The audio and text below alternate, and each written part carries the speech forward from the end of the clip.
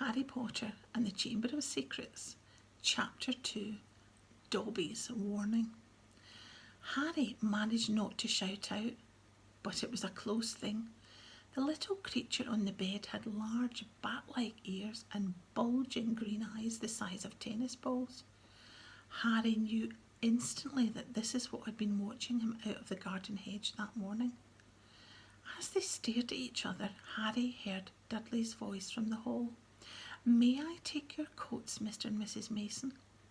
The creature slipped off the bed and bowed so low that at the end of its long thin nose it touched the carpet. Harry noticed that it was wearing what looked like an old pillowcase with ribs for arms and leg holes. Hello," said Harry nervously. "Harry Potter," said the creature in a high-pitched voice Harry was sure would carry downstairs. "So long has Dolby wanted to meet you, sir. Such an honour it is." Thank you," said Harry, edging along the wall and sinking into his desk chair next to Hedwig, who was asleep in a large cage. He wanted to ask, "What are you?" but he thought that sounded too rude, so instead he said, "Who are you?" "Dobby, sir, just Dobby. Dobby the house elf," said the creature. "Oh, really?" said Harry. I don't want to be rude or anything, but this isn't a great time for me to have a house elf in my bedroom." Aunt Petunia's false high laugh sounded from the living room. The elf hung his head. "Not that I'm not pleased to meet you," said Harry quickly, "but is there any particular reason that you're here?" "Oh, yes, sir," said Dobby earnestly. "Dobby has come to tell you, sir. It's difficult, sir. Dobby wonders where to begin." "Sit down," said Harry politely, pointing at the bed. To his horror, the elf burst into tears, very noisy tears. "Sit down," he wailed. "Never, never, ever." Harry thought he heard the voices downstairs falter. "I'm sorry," he whispered. "I didn't mean to offend you or anything." "Offend Dobby?" choked the elf. "Dobby has never been asked to sit down by a wizard like an equal." Harry, trying to say "shh" and look comforting at the same time, ushered Dobby back onto the bed where he sat hiccuping, looking like a large and very ugly doll. At last he managed to control himself and sat with his great eyes fixed on Harry in an expression of watery devotion. "You can't have met many decent wizards," said Harry, trying to cheer him up. Dobby shook his head. Then, without warning, he leapt up and started banging his head furiously in the window, shouting, "Bad Dobby! Bad Dobby!" "Don't! What are you doing?" Harry hissed, springing up and pulling Dobby back onto the bed. Hedwig had woken up with a particularly loud screech and was beating her wings against the bars of her cage. "Dobby had to punish himself, sir," said the elf, who'd gone slightly cross-eyed. "Dobby almost spoke ill of his family, sir." "Your family?" "The wizard family Dobby serves, sir. Dobby is a house elf, bound to serve one house and one family forever." "Do they know you're here?" asked Harry curiously. Dobby shuddered. "No, sir, no. Dobby will have to punish himself most grievously for coming to see you, sir. Dobby will have to shut his ears in the oven door for this. If they ever knew, sir." "But won't they notice if you shut your ears in the oven door?" "Dobby doubts it. Dobby's always having to punish himself for something, sir. They lets Dobby get on with it, sir. Sometimes they reminds me to do extra punishments." "But why don't you escape?" "A house elf must be set free, sir, and the family will never set Dobby free. Dobby will serve the family until he dies, sir." Harry stared. "And I thought I was hard done by staying here for another 4 weeks," he said. "This makes the Dursleys sound almost human. Can't anyone help you? Can't I?" Almost at once Harry wished he hadn't spoken. Dobby dissolved again into wheels of gratitude. "Please," Harry whispered frantically, "please be quiet. If the Dursleys hear anything, if they know you're here." Harry Potter asks if you can help Dobby. Dobby has heard of your greatness, sir, but of your goodness, Dobby never knew. Harry, who was feeling distinctly hot in the face, said, "Whatever you've heard about my greatness is a load of rubbish. I'm not even top of my year at Hogwarts. That's Hermione, she..." But he stopped quickly because thinking about Hermione was painful. "Harry Potter is humble and modest," said Dobby reverently, his orb-like eyes aglow.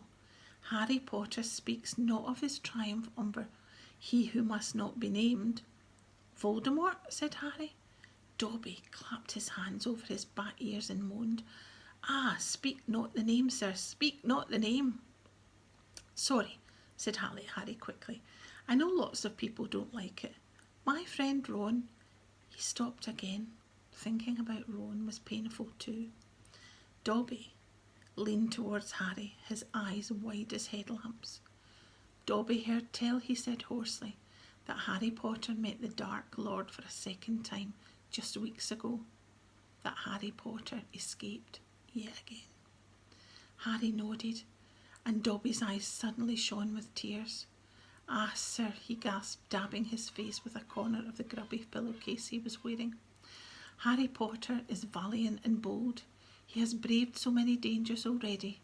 But Dobby has come to protect Harry Potter, to warn him, even if he does have to shut his ears in the oven door later. Harry Potter must not go back to Hogwarts."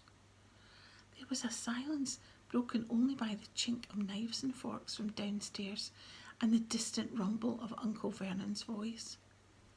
"What?" Harry stammered. "But I've got to go back. Term starts on September the 1st. It's all that's keeping me going. You don't know what it's like here. I don't belong here. I belong in your world. At Hogwarts." "No, no, no," squeaked Dobby, shaking his head so hard his ears flapped. "Harry Potter must stay where he is safe. He is too great, too good to lose. If Harry Potter goes back to Hogwarts, he will be in mortal danger." "Why?" said Harry in surprise. "There is a plot, Harry Potter, a plot to make the most terrible things happen at Hogwarts School of Witchcraft and Wizardry this year," whispered Dobby, suddenly trembling all over. "Dobby has known it for months, sir. Harry Potter must not put himself in peril. He's too important, sir." "What terrible things?" said Harry at once. "Who's plotting them?" Dobby made a funny choking noise and then banged his head madly against the wall. "All right," cried Harry, grabbing the elf's arm to stop him. "You can't say I understand. But why are you warning me?" A sudden unpleasant thought struck him. "Hang on, this hasn't got anything to do with with you-know-who, has it? You could just shake or nod," he added hastily, as Dobby's head tilted worryingly close to the wall again. Slowly, Dobby shook his head. "No, not he who must not be named, sir." But Dobby's eyes were wide and he seemed to be trying to give Harry a hint. Harry, however, was completely at sea. "He hasn't got a brother, has he?"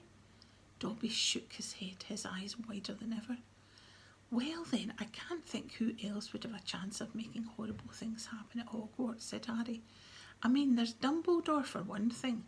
You know who Dumbledore is, don't you?" Dobby bowed his head. "Albus Dumbledore is the greatest headmaster Hogwarts has ever had. Dobby knows it. Dobby has heard Dumbledore's powers rival those of he who must not be named at the height of his strength. But, sir," Dobby's voice dropped to an urgent whisper, "there are powers Dumbledore doesn't. Powers no decent wizard." And before Harry could stop him, Dobby bounded off the bed, seized Harry's desk lamp, and started beating himself around the head with ear-splitting yelps. A sudden silence fell downstairs. 2 seconds later, Harry, heart thudding madly, heard Uncle Vernon coming into the hall, calling, "Dudley must have left his television on again, the little tyke." "Quick, in the wardrobe," hissed Harry, stuffing Dobby in, shutting the door and flinging himself onto the bed just as the door handle turned. "What the devil are you doing?" said Uncle Vernon through gritted teeth, his face horribly close to Harry's. "You've just ruined the punchline of my Japanese golfer joke. One more sound and you'll wish you've never been born, boy." He stomped flat-footed from the room. Shaking, Harry let Dobby out of the wardrobe. "See what it's like here," he said. "See why I've got to go back to Hogwarts. It's the only place I've got, well, I think I've got friends." "Friends who don't even write to Harry Potter," said Dobby slyly. "I expect they've been—" "Hang on," said Harry, frowning. "How do you know my friends haven't been writing to me?" Dobby shuffled to his feet. Harry Potter mustn't be angry with Dobby. Dobby did it for the best. "Have you been stopping my letters?" "Dobby has them here, sir," said the elf, stepping nimbly out of Harry's reach. He pulled a thick wad of envelopes from the inside of the pillowcase he was wearing. Harry could make out Hermione's neat writing, Ron's untidy scrawl, and even a scribble that looked as if it was from the Hogwarts gamekeeper, Hagrid. Dobby blinked anxiously up at Harry. Harry Potter mustn't be angry. Dobby hoped if Harry Potter thought his friends had forgotten him, Harry Potter might not want to go back to school, sir. Harry wasn't listening. He made a grab for the letters, but Dobby jumped out of reach. "Harry Potter will have them, sir, if he gives Dobby his word that he will not return to Hogwarts." "Ah, sir, this is a danger you must not face. Say you won't go back, sir." "No," said Harry angrily. "Give me my friend's letters." "Then Harry Potter leaves Dobby no choice," said the elf sadly. Before Harry could move, Dobby had darted to the bedroom door, pulled it open and sprinted down the stairs. Mouth dry, stomach lurching, Harry sprang after him, trying not to make a sound. He jumped the last 6 stairs, landing cat-like on the hall carpet, looking around for Dobby. From the dining room he heard Uncle Vernon saying, "Tell Petunia that very funny story about those American plumbers, Mr. Mason. She's been dying to hear." Harry ran up the hall into the kitchen and felt his stomach disappear. Aunt Petunia's masterpiece of a pudding, the mountain of cream and sugared violets, was floating up near the ceiling. On top of a cupboard in the corner crouched Dobby. "No," croaked Harry, "please, they'll kill me." Harry Potter must say he's not going back to school. "Dobby, please, say it, sir." "I can't." Dobby gave him a tragic look. "Then, Dobby must do it, sir, for Harry Potter's own good." The pudding fell to the floor with a heart-stopping crash. Cream splattered the windows and the walls as the dish shattered. With a crack like a whip, Dobby vanished. There were screams from the dining room, and Uncle Vernon burst into the kitchen to find Harry, rigid with shock, covered from head to foot in Aunt Petunia's pudding. At first, as though it looked as though Uncle Vernon would manage to gloss the whole thing over. "Just our nephew, very disturbed, meeting strangers upset him, so we keep him upstairs." He shooed the shocked Masons back into the dining room, promised Harry he would flay him within an inch of his life when the Masons had left, and handed him a mop. Aunt Petunia dug some ice cream out of the freezer, and Harry, still shaking, started scrubbing the kitchen clean. Uncle Vernon might have still been able to make his deal if it hadn't been for the owl. Aunt Petunia was just handing round a box of after-dinner mints when a huge barn owl swooped through the dining room window, dropped a letter on Mr. Mason's head, and swooped out again. Mrs. Mason screamed like a banshee, ran from the house shouting about lunatics. Mr. Mason stayed just long enough to tell the Dursleys that his wife was mortally afraid of birds of all shapes and sizes, and whether this was their idea of a joke. Harry stood in the kitchen clutching the mop for support as Uncle Vernon advanced on him, a demonic grey glint in his eye. "Read it," he hissed heavily, brandishing the letter the owl had delivered. "Go on, read it." Harry took it. It did not contain birthday greetings. Dear Mr. Potter, we have received intelligence that a hover charm was used at your place of residence this evening at 12 minutes past 9. As you know, underage wizards are not permitted to perform spells outside school, and further spell work on your part may lead to expulsion from said school. Decree for the reasonable restriction of underage sorcery, 1875, paragraph C. We would also ask you to remember that any magical activity which risks notice by members of the non-magical communities, muggles, is a serious offence under Section 13 of the International Confederation of Warlocks Statute of Secrecy. Enjoy your holidays.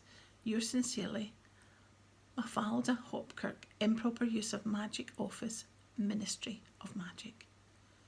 Harry looked up from the letter and gulped. You didn't tell us you weren't allowed to use magic outside school, said Uncle Vernon, a mad gleam dancing in his eyes. Forgot to mention it. Slipped your mind, I dare say. He was bearing down on Harry like a great bulldog, all his teeth bared. Well, I've got news for you, boy. I'm locking you up. You're never going back to that school, never. And if you try and magic yourself out, they'll expel you. And laughing like a maniac, he dragged Harry back upstairs. Uncle Vernon was as bad as his word. The following morning he paid a man to fit bars on Harry's window. He himself fitted the cat flap in the bedroom door so that small amounts of food could be pushed inside 3 times a day. They let Harry out to use the bathroom morning and evening. Otherwise, he was locked in his room around the clock. 3 days later, the Dursleys were showing no sign of relenting, and Harry couldn't see any way out of his situation. He lay on his bed watching the sun sinking behind the bars on the window and wondered miserably what was going to happen to him. What was the good of magicking himself out of his room if Hogwarts would expel him for doing it? Yet life at Privet Drive had reached an all-time low. Now the Dursleys knew they weren't going to wake up as fruit bats. He had lost his only weapon.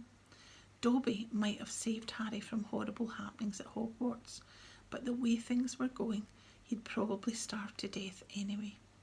The cat flap rattled and Aunt Petunia's hand appeared, pushing a bowl of tin soup into the room.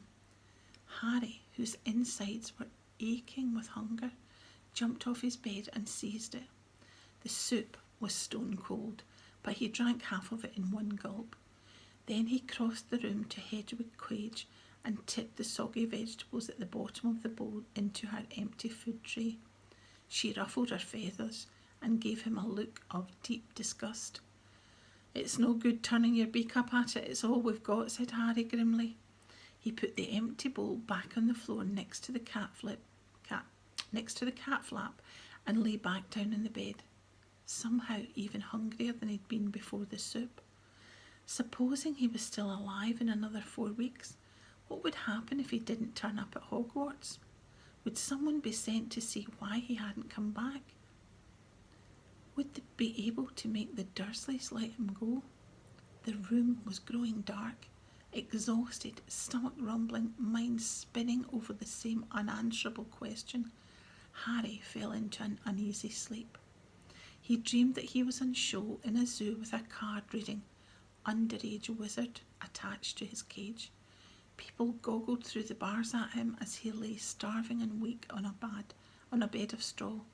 He saw Dobby's face in the crowd and shouted out, asking for help, but Dobby called, "Harry Potter is safe there, sir," and vanished. Then the Dursleys appeared and Dudley rattled the bars of the cage, laughing at him. "Stop it," Harry muttered as the rattling pounded in his sore head. "Leave me alone. Cut it out. I'm trying to sleep." He opened his eyes. Moonlight was shining through the bars on the window, and someone was goggling through the bars at him. A freckle-faced, red-haired, long-nosed someone. Ron Weasley was outside Harry's window.